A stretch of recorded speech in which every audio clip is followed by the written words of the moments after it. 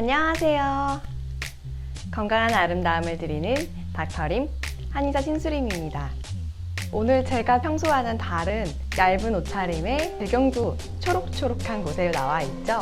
사실 저는 지금 주말을 이용해 잠시 휴식을 취하러 왔는데요. 이렇게 나와서 쉬다 보니까 여러분들께 이러한 꿀팁을 좀 전달해드리면 어떨까라는 생각이 들어서 카메라를 켰어요.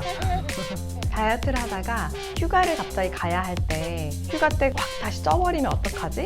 이때까지 정말 타이트하게 식단도 잘 지켜오고 몸무게를 감량했는데 이게 다 수포로 돌아가면 어떡하지? 라고 걱정하시면서 휴가를 떠나는 분들이 굉장히 많을 것 같아요. 그런데 특히 몇 가지만 조금 신경 쓰시면 휴가도 아주 즐겁게 보낼 수 있고 금방 다시 원래 패턴으로 돌아갈 수도 있고 그리고 확 찌는 것도 예방할 수 있거든요.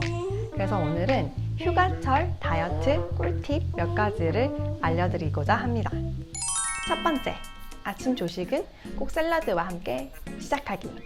만약에 호텔 조식을 먹는다라고 했을 땐 샐러드 코너 들르시나요?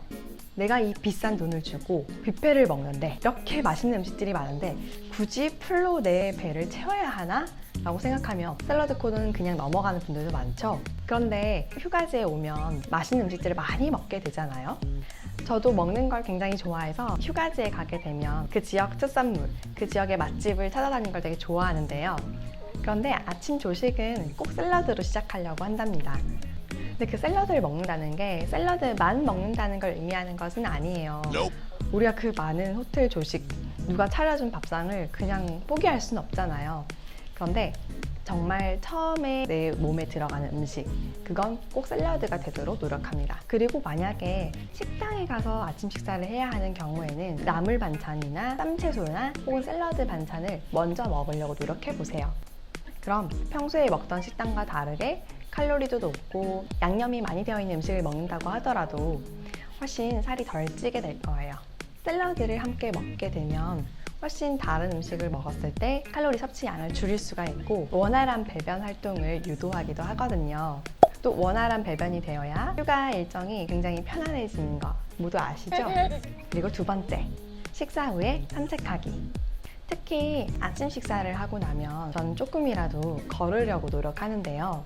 산책을 하면서 기분 전환도 시킬 수 있고 더 휴가지에 온 여유도 느낄 수가 있지만 식사 후에 10분, 15분 정도 여유 있게 걸어주게 되면 소화에도 도움이 되고 신진대사를 활발하게 하는 데도 도움이 된답니다.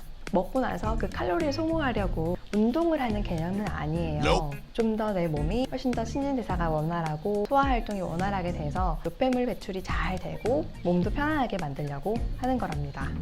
물론 덤으로 칼로리 소모도 조금 시킬 수 있을 거고. 세 번째, 디저트 음식 대처하는 법. 휴가지에 가면 맛있는 카페들 들르시는 경우 많으시죠? 카페에 가면 커피나 차 종류도 있을 수 있지만 달달한 음료수, 달달한 케이크, 와플 등등이 있을 수가 있잖아요. 다른 친구들은 다 그걸 먹고 있는데 나는 다이어트를 하고 있었으니까 포기해야 한다? 그럼 너무 슬프잖아요. 그래서 다이어트를 하고 있지만 휴가지에 가서 내가 다시는 못 올 것 같은 카페에 가신다면 꼭 참으면서 스트레스 받지 마시고 그렇다고 해서 완전히 풀어져서 나는 다이어트 이제 끝이야.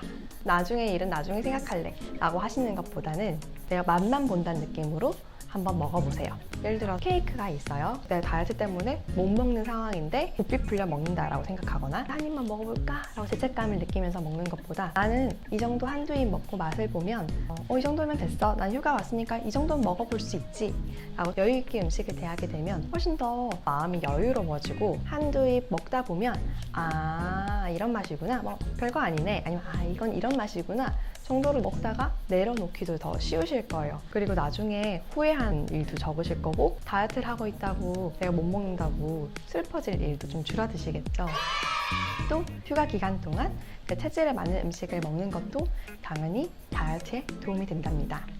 내 체질에 맞지 않는 음식을 계속 연속해서 먹는 경우에는 내 몸이 붓고 늘어나는 느낌, 무거워진 느낌을 확실히 느끼실 수 있을 거예요. 특히 여행을 가게 되면 조금 피곤한 상태가 되잖아요.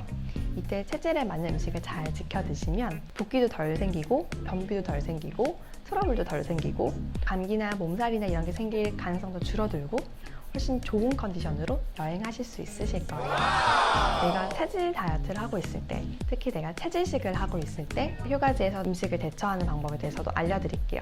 다행히도 친구나 가족들이 나와 체질이 비슷하다고 하면 비슷한 체질 음식들을 찾아갈 수 있을 거예요. 예를 들어서 금양체질, 토양체질 친구와 함께 같이 여행을 간다면 해산물 맛집을 찾아다니실 수도 있을 거고요. 그런데 만약에 나는 체질식을 하고 있는데 다른 사람들은 체질식을 하고 있지 않다. 혹은 나와 내 친구가 체질이 너무 달라서 음식이 겹치는 게 별로 없다. 그럴 때 어떻게 해야 할까? 우선 여러 가지 반찬이 있는 곳을 가는 게 좋아요. 한 가지 메뉴, 예를 들어서 고기국수 이런 집에만 가면 고기국수밖에 없잖아요. 그럼 내가 선택할 수 있는 게 그만큼 줄어들겠죠. 그래서 여러 가지 다양한 반찬들이 있는 곳에 가면 너무 좋아요.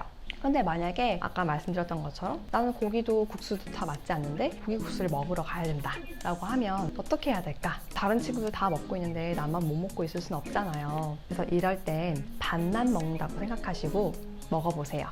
그런데 이때 식사하기 전에 내 체질에 맞는 채소류를 좀 더 먼저 먹을 수 있다면 훨씬 좋아요. 아까 말씀드렸던 것처럼 채소류를 먼저 먹게 되면, 특히 생채소, 샐러드, 쌈채소 이런 걸 먼저 먹게 되면 다른 음식물을 먹었을 때 그 흡수율을 떨어뜨릴 수가 있거든요. 내 체질에 맞지 않는 음식을 먹을 때에는 생채소를 먼저 먹으려고 노력해 보세요. 그리고 제가 또 체질식을 할 때 신경 쓰는 게 있는데요. 만약에 점심을 내 체질에 맞지 않게 먹었어요.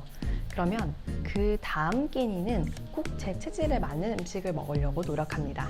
한 번쯤은 괜찮을 수도 있어요. 그런데 내 체질에 맞지 않는 음식을 먹는 횟수가 2회 이상이 되면 확실히 몸에 안 좋은 게 느껴지더라고요. 내가 체질에 맞지 않는 음식을 먹는다고 하더라도 느껴지지 않을 수도 있고, 혹은 굉장히 예민한 분들은 바로바로 느껴지기도 하는데, 느껴지지 않는다고 해서 내 몸에 괜찮다는 뜻은 아니거든요. 그래서 2번 연속해서 내 체질에 맞지 않는 음식을 먹는 상황은 피하려고 합니다. 휴가지에서 또 한 가지 다이어트 꿀팁을 말씀드리자면, 꼭 레저 활동을 하나 정도는 하려고 노력해 보세요. 그 레저가 아주 거창한 레저가 아닐 수도 있어요. 스카이다이빙 아니면 뭐 스쿠버 다이빙 이런 게 아닐 수도 있지만, 트레킹이라든지 아니면 자전거 타기라든지 이런 몸을 움직이는 활동을 하나 정도는 꼭 넣어서 여행 스케줄을 짜 보시면 휴가철에 살이 많이 찌는 것을 예방할 수 있으실 거예요. 부디 좋은 꿀팁 되었으면 좋겠네요. 그럼 다음에 또 만나요. 안녕.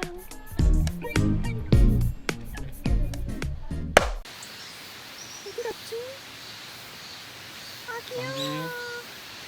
람쥐야. 람쥐야. 람쥐. 너무 귀여워. 아 귀여워. 람쥐.